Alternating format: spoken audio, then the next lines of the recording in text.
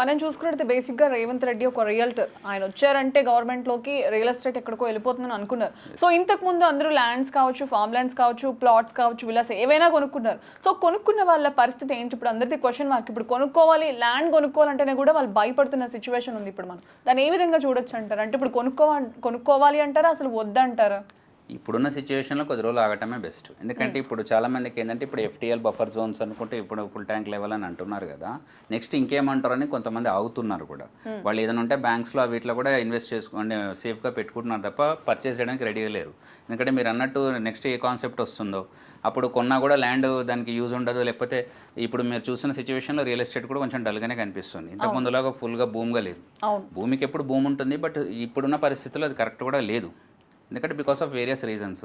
మళ్ళీ దానికి ఈ పర్మిషన్ లేదు, ఇప్పుడు రెరా ఉంది, టీఎస్ రెరా, అలాగే డీటీసీఏపీ లేవపట్టు అంటున్నారు. మరి అందులో కూడా ఎన్నో ఇల్లీగల్ కన్స్ట్రక్షన్ ఉన్నాయని కూడా అంటున్నారు. సో ఇవి మెయిన్గా ఏంటంటే ఎక్కడ వస్తుంది సిచ్యువేషన్ అంటే కాన్సెప్ట్ అనేది రైట్గానే ఉంది, కానీ ఒక సిస్టమేటిక్ సర్వే చేయాలి. దానికి ఒక టైం పడుతుంది, దానికి డ్యూ ప్రాసెస్ ఉంటుంది. వాళ్ళకి ఖాళీ చేయాల్సిన నోటీస్ ప్రియర్ ఇన్ఫామ్ చేయాలి. వాళ్ళు నోటీస్ ఇచ్చింది కూడా ఒక టైం పీరియడ్ ఉంటుంది.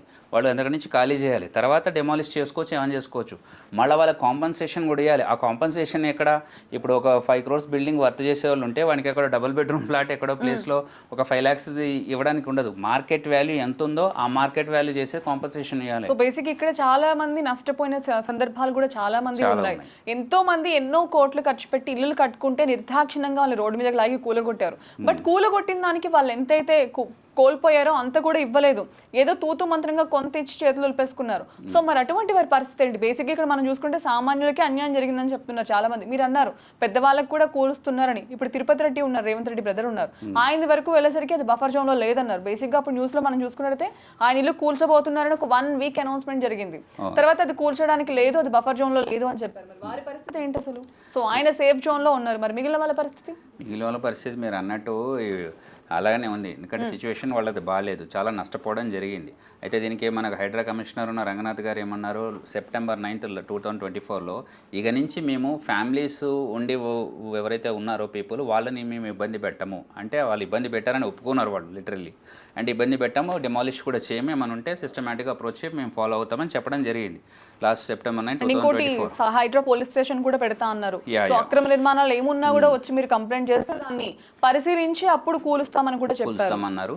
అండ్ రేవంత్ రెడ్డి గారి బ్రదర్ విషయంలో కూడా జరిగింది. అంటే న్యూస్లోకి వచ్చింది. అండ్ ఎగ్జాక్ట్లీ అది బఫర్ జోన్లో ఉందా లేదా ఎవరు చెప్పగలుగుతారు? దానికి కరెక్ట్ మ్యాప్ ఉండాలి.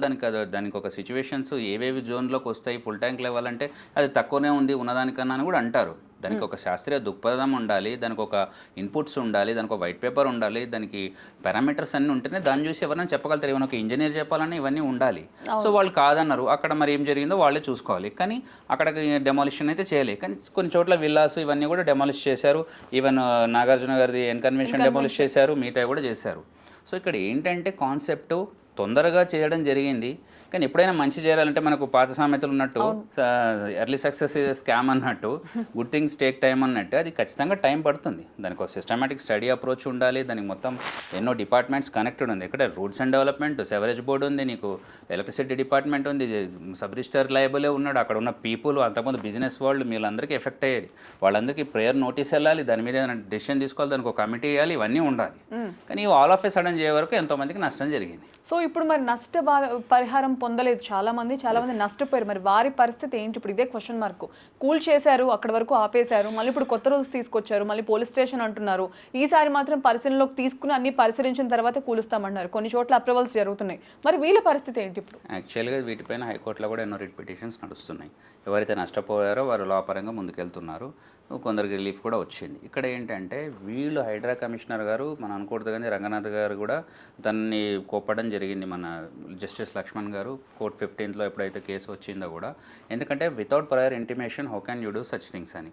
ఇప్పుడు వాళ్ళు ఈసారి కరెక్ట్గా అన్ని కన్సిడర్ చేస్తానంటే, ఒకసారి నువ్వు ఆల్రెడీ తప్పు చేసినావు, నువ్వు తప్పు చేసినందుకు కుటుంబాలు ఎంతోమంది రోడ్డున పడ్డారు. ఇప్పుడు షెల్టర్ లేనిదైతే కష్టం కాదండి. ఓకే, కాంపన్సేషన్ నువ్వు ఇన్ని ల్యాక్స్కి ఇంత ఇచ్చావంటే somehow they can survive doing some work. కానీ షెల్టరే లేదు కదా, ఎంతోమంది ఫ్యామిలీస్ ఉన్న వాళ్ళు రోడ్డునే పడ్డారు. సో అది చాలా తప్పు జరిగింది. దానికి తగిన కాంపన్సేషన్ చేయాల్సిందే. కానీ ఇప్పుడు చాలామంది ఎవరైతే నష్టపోయారో వాళ్ళకు ఉన్న ఆల్టర్నేటివ్ ఏంటండి? వాళ్ళు they have to approach high court for all these things కోర్టును అప్రోచ్ అవ్వాల్సింది, లేదంటే మరి కలెక్టర్ గారి దగ్గర ప్రజావాణి దగ్గర ఎక్కడైనా వాళ్ళు అప్రోచ్ అయ్యి వాళ్ళు ఒక అప్లికేషన్ ఇవ్వాల్సింది. అండ్ వీళ్ళు కూడా గవర్నమెంట్ వాళ్ళు అప్రోచ్ అయినా కాకపోయినా వాళ్ళకి నష్టం జరిగింది కాబట్టి తగిన కాంపన్సేషన్ మూల్యం చెల్లించాల్సింది. Okay, they are liable for it. Yeah. So చివరిగా ఏం చెప్తారు హైడ్రా అంటే? ఇప్పుడు చాలా మంది ఉన్నారు, ప్రాఫిట్ పొందిన వాళ్ళు ఉన్నారు, నష్టపోయిన వాళ్ళు ఉన్నారు, ఇప్పుడు స్టిల్ ఈ రోజు కూడా సఫర్ అవుతున్న వాళ్ళు కూడా ఉన్నారు.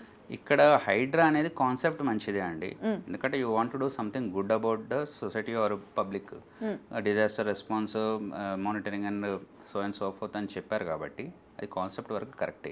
కానీ ఇక్కడ మనకు కావాల్సింది ఏంటంటే దానికి డ్యూ ప్రాసెస్ ఫాలో అయ్యారా, సరైన శాస్త్రీయ దృక్పథం జరిగిందా, డిఫరెంట్ డిపార్ట్మెంట్స్ కనెక్ట్ అయి ఉన్నాయి కాబట్టి వాళ్ళందరికీ ప్రేయర్ ఇంటిమేషన్ వచ్చిందా, వాళ్ళ డెసిషన్ తీసుకున్న కమిటీ ఏదైనా ఉందా, వాటి రిపోర్ట్స్ ఉన్నాయా, ఇవన్నీ పరిగణలోకి తీసుకొని అప్పుడు స్టెప్స్ తీసుకొని ఉంటే వాళ్ళు ఎలాగో సేఫ్ సైడ్ మూవ్ అయిపోయి ఉంటారు కాబట్టి దాని దగ్గర కాంపన్సేషన్ ఇస్తామని వాళ్ళకు కూడా అప్రూవల్ ఉండాలి.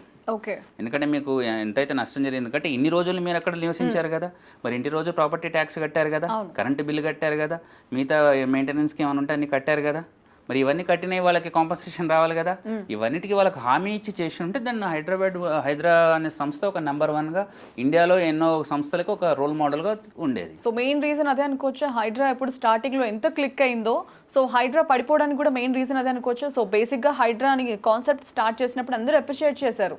సో ముందు ముందు అది కూల్చివేతలు చూసి ఎవరికైతే కాంపన్సేషన్ సరిగ్గా అందించలేదో, ఎవరైతే రోడ్డున పడిపోయారో, ఇలా నిరుపయోగంగా ఉన్న వాటిని కావచ్చు, భవనాలు కావచ్చు, ఏదైనా సరే నోటీస్ ఇవ్వకుండా కూల్చేయడం వల్ల హైడ్రా క్లిక్ అవ్వలేదు. ఇప్పుడు రూల్స్ తీసుకొచ్చారని చెప్పేసి కూడా అందరూ అంటున్నారు. అవునండి. సో ఫైనల్గా హైడ్రా సక్సెస్ అయిందా, ఏమైందా? హైడ్రా అనేది కాన్సెప్ట్ బాగుంది, చాలా మందికి నష్టమే చేసింది.